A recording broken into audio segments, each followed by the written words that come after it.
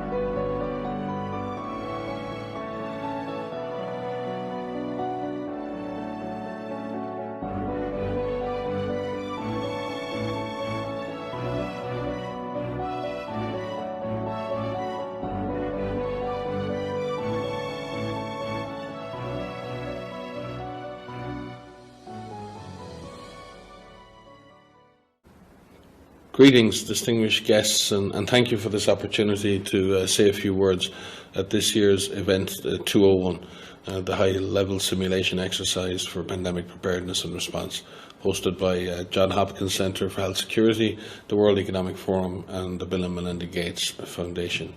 The scenario you will be presented with this morning could easily become a shared reality one day. I fully expect that we will be confronted by a fast-moving, highly lethal pandemic of a respiratory pathogen. The question is, are we prepared to globally respond to the next major pandemic event? Are we ready to cooperate and perform across countries and across sectors to face such a threat? Welcome to Event 201. It began in healthy-looking pigs, months, perhaps years ago. A new coronavirus spread silently within herds. Gradually, farmers started getting sick. Infected people got a respiratory illness with symptoms ranging from mild flu-like signs to severe pneumonia. The sickest required intensive care. Many died. At first, the spread was limited to those with close contacts, healthcare personnel, co-workers, and families. But now it's spreading rapidly throughout local communities. International travel has turned local epidemics into a pandemic spanning the globe. Just 3 months ago, CAPS started in South America, but has now reached several countries with more than 30,000 cases and nearly 2,000 deaths. Good morning, and thank you all for being part of this Pandemic Emergency Board. We're at the start of what's looking like it will be a severe pandemic.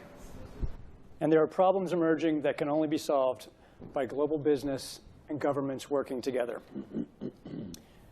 As important background for this discussion, we want to start the meeting by viewing this news story that just aired on Global News Network.